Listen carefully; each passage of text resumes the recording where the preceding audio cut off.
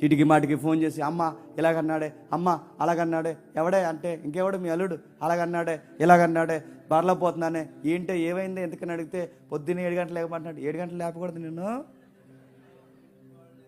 అస్తమాల అమ్మ తప్ప ఏదో ఏమన్నా వండి అంటున్నా అమ్మకు పెట్టమంటాడే, అలా అమ్మకొనడానికి వండానంటే నేను. ప్రతిదీ వాళ్ళ అమ్మకు చెప్తాడు, ప్రతిదీ వాళ్ళ అమ్మతో పెడతాడే. ఇదే నాకు నచ్చట్లేదే. ప్రతిదీ అడుగుతున్నాను, మీ అమ్మను నువ్వు ఎంత ప్రేమిస్తున్నావో తను వాళ్ళ అమ్మను ప్రేమించడం తప్ప మీరే సగం గొడవలు ఎడేస్తున్నారు. నేను అడుగుతున్నాను, నువ్వు మీ అమ్మని ఎంత ఇష్టపడతావు? ఆయనకి వాళ్ళ అమ్మ అంటే ఇష్టం ఉండదా? నీకు నీ బంధువులు అంటే ఇష్టం ఉన్నప్పుడు తనకి తన బంధువులు అంటే ఇష్టం ఉండదా? మాట్లాడితే సీటికి మాటికి ఫోన్ చేసి, ఈ మధ్యకాలంలో దరిద్రం వాట్సాప్లో వీడియో కాల్ ఒకటి వచ్చింది, వీడియో కాల్ చేస్తున్నారు డైరెక్ట్గా. ఇంకా చూడు చూడు ఎలాంటి కరివేపాకు తెచ్చాడు, పడుతున్నాం ఏం చేస్తాం? అలాంటి కరివేపాకు ప్రపంచంలో ఎవడని తెస్తాడు? ఎవడు తేడు? మా ఆయనే తెస్తాడు అన్నాడు. గోంగూర దమ్మంటే తోటకూర తెచ్చాడు, చూడు ఇదిగో చూడు అన్నాడు. ఇది కూడా చెప్పేద్దాం, తోటకూర కోసం కూడా చెప్పేద్దాం, కరివేపాకు కోసం చెప్పేద్దాం.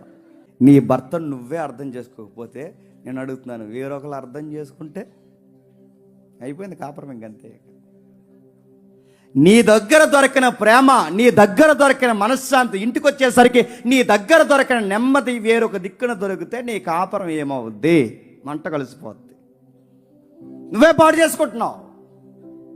నీ దగ్గర ఎంతో ప్రేమగా ఉండాలని